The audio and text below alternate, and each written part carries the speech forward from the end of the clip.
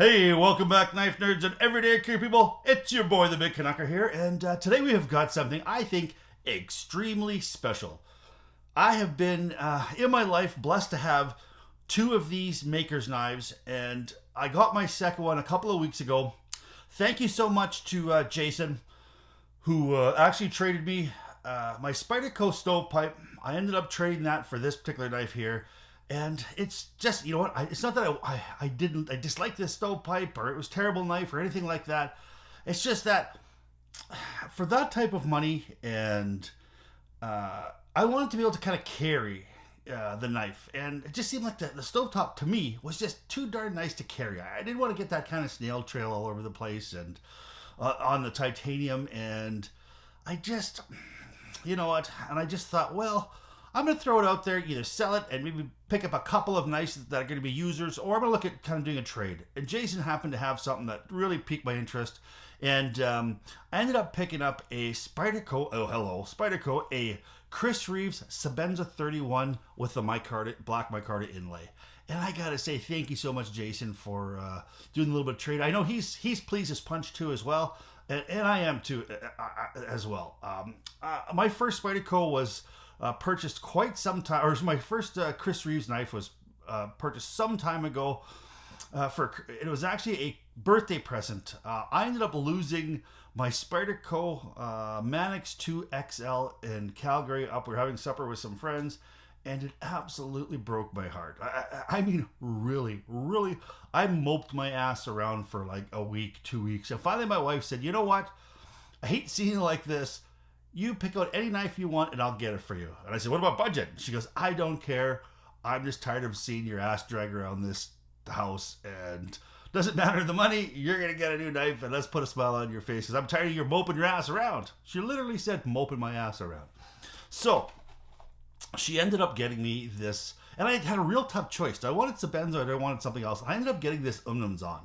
And I think I still made the right choice. I thought this Zahn was a fantastic knife. And I made the decision early on in my knife career not to have safe queens. And that Spyderco stovepipe would have became a safe queen, and I didn't really want that. So what I ended up doing with this, I hated the fact that it gets snail trails all over the place. And there are some Chris Reeves knives out there that have got the polished titanium. So I ended up polishing this titanium, and I love this knife. This knife is an excellent knife. I sharpened it. I beat the hell out of this knife. It's fantastic, and this is a user knife. It is not going anywhere. My wife bought this for me. It's not going anywhere. So I wanted to compare that. So luckily, I managed to get myself a second Chris Reeves knife, and a Sabenza. I always wanted a Sabenza, even though I got the Zahn. I just thought, let's try out the Sabenza. And boy, am I ever glad that I got this one here from Jason. Thank you so much for the trade, buddy. Let's go to the tabletop, and let's have a look at this knife. All right. So the first thing here with the Chris Reeves knives, I think, is the fact that it comes in the packaging. There are certain products out there that the packaging is special. I mean, these are expensive knives. Now, I looked on the online here, and this one here is $475 American. If you look here in Blades Canada, here in the state or in Canada, they are $772, and it's a tough thing to say that. I mean, it's a pocket knife, and not a heart monitor, but it's pricey. And when you have some of those things that are really pricey, I think the packaging on it, you deserve to have a little bit of special packaging. And that's just a little bit of maybe a jab out there to my boys over at Spyderco. I picked up some pretty expensive Spyderco knives, and the best they come in is a padded pouch. But if you want to know how to do it, I think this is the way to do it. You look at Apple, and you look at, say, Chris Reeves, and it's a wonderful heavy-duty cardboard box. The bottom here feels almost like leather. It's really quite nice. Inside here, too, as well, because I think it's just as important, not only the knife, but how it comes packaged. Now, you've also got yourselves the famous Chris Reeves microfiber cloth with the Chris Reeves logo in there. Right here, Chris Reeves, I think that's excellent. Because you're going to want to keep your Sabenza nice and clean, and this does it for you. It also comes with some fluoridated grease, as well as some purple thread locker and a 5/64 hex wrench here, and it only comes where there's only one size of nut on here, or Torx, or whatever you want to call it, or screw. There's only one type of screw, and it's the 5/64, and it works perfectly. So you're not going to have to be searching for a tool. And that's the one thing here about Chris Reeves. They send you with some thread locker and some fluorinated grease. So let's get this box out of here for a second here. And let's go inside here, because they send you with something here. And Chris Reeves really encourages you to take your knives apart and keep them clean. And it also has a kind of an exploded view of this knife with all the different parts and pieces where they go. And this is extremely helpful, because even though there's only one size of screw in here, there's two sets of screws that are two different lengths. You've got a little bit longer screw here, and then this screw here on this side. So it's a screw on this side. The other side is like a receptacle. So, but on this side, it's two screws, two shorter screws with this little stop pin on there. So you can replace the stop pin. I guess if something happens to it, it gets damaged. So there is two different lengths of screws, and it shows you in here what goes where, because I was a little bit mixed up. All right, so let's have a look at that. And I will be kind of doing some exploded views of this too as well, so you can see close up what's there. Now you've got, the other thing that you've got next is the birth date. So the Chris Reeve has got a birth date on here, and in this particular one here, they must have done some S45VN, a run of it. Now, if you look on the website, as of right now, it's S35VN, and it's a little bit softer than this S45. Now, that has been so let's go through this real quick here. So it's S45VN with the Rockwell between 60 and 62 Rockwell hardness. It's a drop point. This also comes in a Singo and a Tanto. I love a Tanto. You can get this in a Damascus too as well, or the S35VN. Now, the body here is titanium with... You've got CGG, a unique graphic inlay, black micarta inlay, and then you've got, it was black micarta, August 4th, 2021 is this birth date here too as well. And I think this CGG is actually the finish, because you can get a bead blasted, or you can get a crushed glass bead blasted finish that is just a little bit finer than the regular bead blast finish. All right, so that's on there too as well. And we'll definitely be providing a close-up of that too as well. Now you've got I'm knocking over my titanium sticker. You've got a registration card, which I haven't filled out. It's just, I guess it's self-addressed. You can just fill it out, drop it in the mail, and it's off to Boise, Idaho, where their factory is. And it just gives your regular name, number, email, model, what you have, and it's for their warranty too as well, I do believe. And then you've got a Chris Reeves sticker, and then just on the inside you've got just a timeline of some of the awards that they've won over the years. And they've won a lot of awards for quality. It's outstanding product and outstanding knife too as well. But a lot of people say it's just a pocket knife, but I mean, I think what goes into that pocket knife is a lot. All right, so let's just get this out of the way, and let's just have a look at the knife. And let's just do a little bit of a size comparison here between the Umnumzon and the Sabenza 31. Now, I like the idea of having a lanyard on here. Now, this lanyard here was gone, and I still have the little pin for it. But what happens a lot of times with Chris Reeves lanyards is they seem to kind of fray and break. And this is the original Umnumzon lanyard, and it's a very small cord that they use here. So the pin that comes in between there, that fits in between the two scales, it's got a very small fine hole in it, and I couldn't really get my leather through there, so I just pulled the pin completely, and I just ran the leather through that little spot there too as well. And some people put it on just one, some people run it through both. It doesn't really matter. When I take this apart, I mean, it still is hooked there, but I mean, I never take it apart too far. I just take it apart and clean it all up. All right, so that gives you a size differential. Now I'll give you something here that's a little bit, sorry about that. I was not prepared with what I was going to do here. There we go. Everybody seems to have a paramilitary 2, so that just gives you an idea of the size-wise as far as the PM2. It is right in line with the paramilitary 2 as far as the handle length and the blade length and the overall length, very, very similar. Just a titch smaller than the Unlimzon though. I was really surprised at how big this Unlimzon came when it came from the factory. I was like, oh my goodness, this is a really heavy duty knife. And when this one came here, it was, to me, it's just not as heavy duty feeling as the Unlimzon.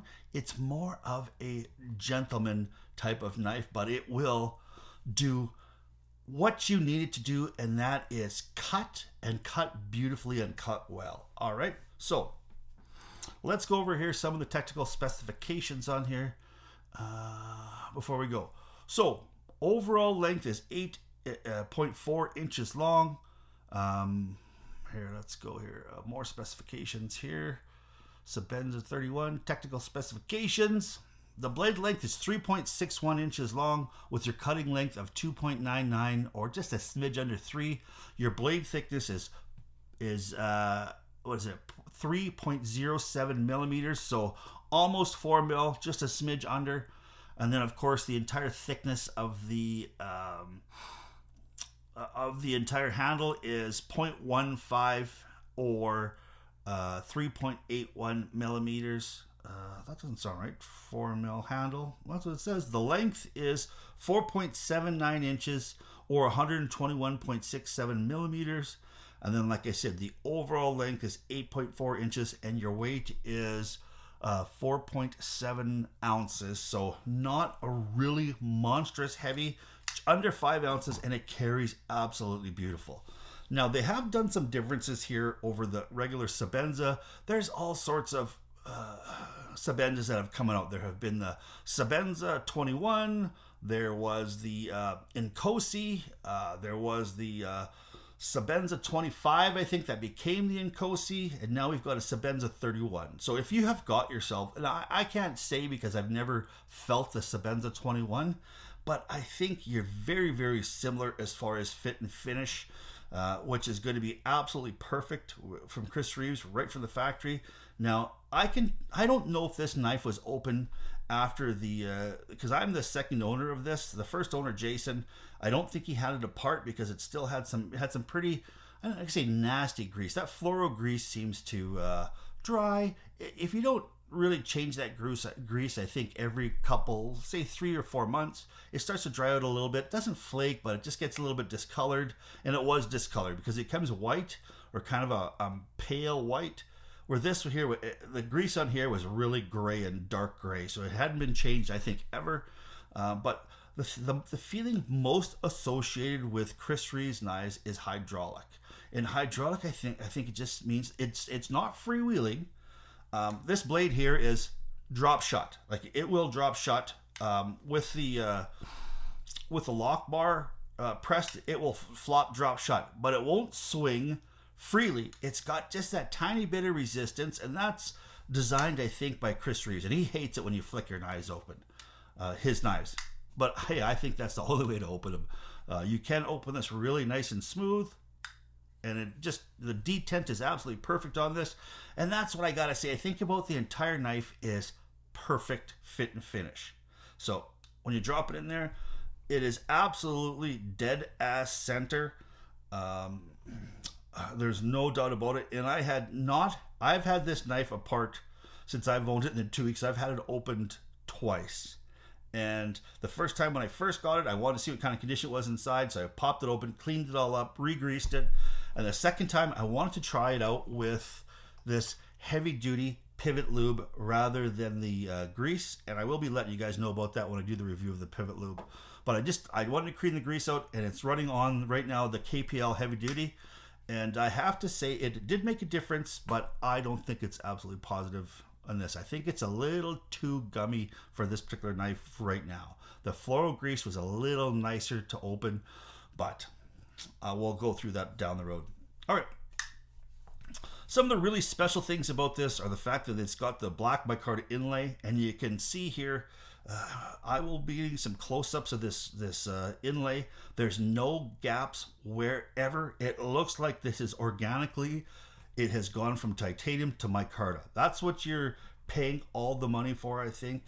Not only that, you're paying the money for I've had this apart, like I said, twice, and I've had to do no sort of, tightening this pivot specially or anything like that. It's got a pivot bar, and inside the pivot, inside the knife, you've got yourself a little bit of just a circular piece of metal, like a little bit of collar that goes in between the pivot bar, and it goes inside the blade. Oh my goodness, a bearing. It's almost like a little bearing that's in there, but there's no ball bearings. Just a simple bearing in there, and that's what keeps everything very, very true. And if you don't slip that bearing into that knife blade straight on, if you're angled ever so slightly, it jams up and you got to restart it over again. So that's how tolerances are on this knife, right from everywhere. You've got another set of micarta here on the backside, and of course you've got yourself a clip. It is only going to be tip up right hand carry. You can get left hand carries, but they only come tip up. There's no spot here for the clip any other place than you've got tip up.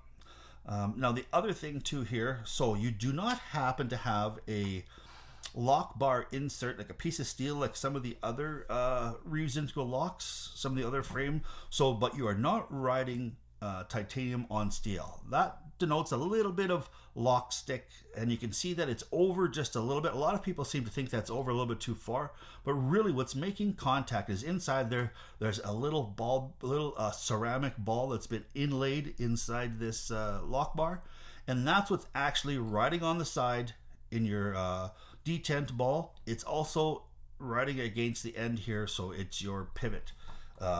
It's your it hits the surface of your knife tang. Oh my goodness, I am losing it here for a little bit.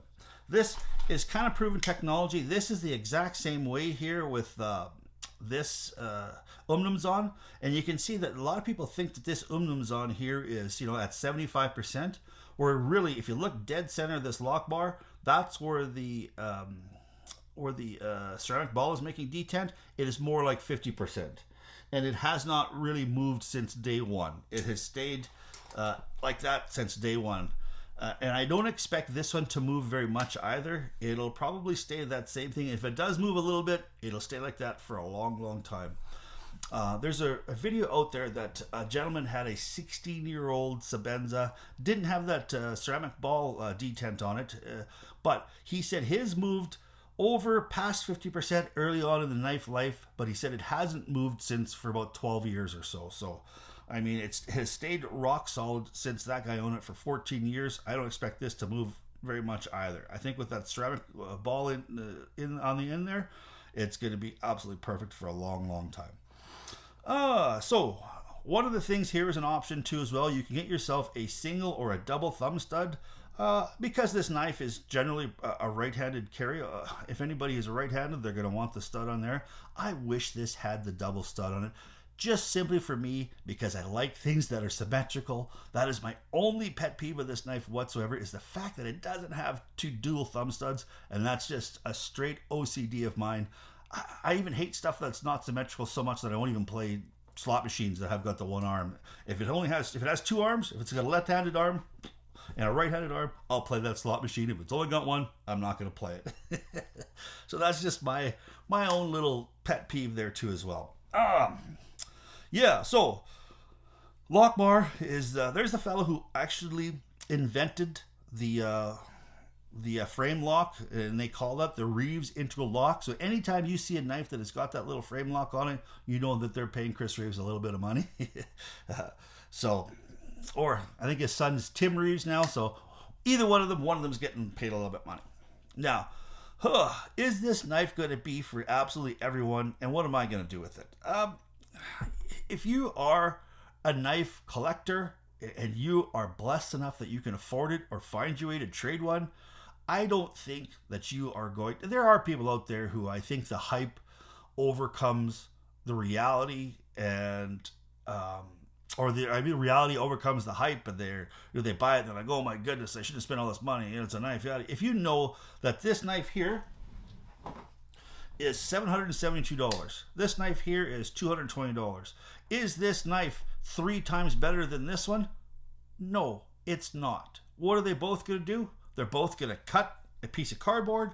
They're both going to open and close. They're both going to go in your pocket and open your mail. They're both going to do so many things. The difference is this one here is a status symbol in the knife community as compared to this one. This one here would be considered more of a gentleman's carry. And it's a lot of that stuff is just plain old mental, not physical. And am I going to use this as an everyday carry? I have said that I would never do Save Queens, but I am having a really, really hard time carrying this knife outside of my house because I don't want to lose the damn thing. It would just absolutely break my heart to lose any sort of knife, but even doubly so to lose a Sabenza 31. And I don't mind if it develops, because it's got little tiny, develop of wear, because it's going in and out of the pocket. I think that kind of stuff gives a little bit of credit, but I don't want to all of a sudden develop a great big huge scratch up the blade or anything like that, or drop it on a cement floor and bust the tip. Stuff like that would absolutely crush my heart. So I still think I'm going to carry this as an everyday carry. It's going to be, I think, a special everyday carry. If I'm going to do, say, I'm heading to a wedding, a friend's wedding or something like that, and I'm in a really nice suit, I might take that with me as just kind of to elevate my game a little bit. Or instead of being carried for the entire day somewhere, I might take it out of my case and carry it for a couple hours around the house, maybe a trip to the store or something like that. And but it's certainly not going to be hard use everyday carry working knife like this Umnumzon was. This Umnumzon, I use this at work. I cut through hundreds and hundreds of cardboard boxes with this. I've dropped it on cement floors, and it's still the same money, but it is. It's just, I've used the hell out of that knife like it should be. I'm going to use this knife probably not like it should be. So, Big Canucker scale of 1 to 10. Man, oh man. I have a hard time giving this knife something other than a 10. I think I'm going to give this knife probably about a 9.7 out of 10. And I'm just going to knock a tiny bit for not having and that's just my only OCD. And the other thing that's, I think, is a little bit of a pet peeve on this knife to kind of knock it down is the fact that it is so hydraulic. Now, I won't be able to change this, and other than the only thing that's going to change this kind of dead drop feeling is I'm going to have to use some really lightweight oil, and the other thing I'm going to have to do is just break it in over a lot of time. That's the only thing you can do to really get this kind of, I think, a little more free flowing and a little less hydraulic, and I think that's it. And that's kind of not really a bad thing. Just, I think I would like to have this just a smidge more, because you see, when you drop it here, there's no way it's going to go. You have to shake the shit out of it to get down. And I really like those knives that don't just fall straight down like that with the Lockbar. But I like the knives that'll, they'll kind of like that. You give them a little bit of shake and they'll slowly. I would love to see that, and I know that this knife can get that way eventually. All right. Hope you like the way I explained myself on this, and I apologize. I was a little bit kind of tongue-tied here or there, but I think this is a fantastic knife. I think if you can afford it, I think you should get one.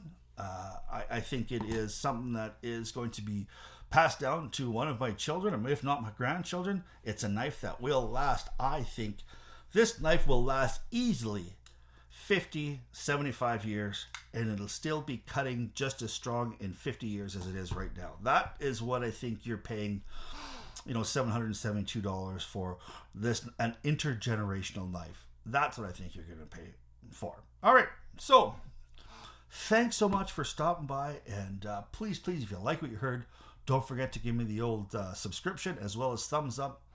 I appreciate it so much. You guys help me spread my voice. Please stay safe out there. Keep your stick on the ice. The shine side up. This is the Big Canucker saying adios.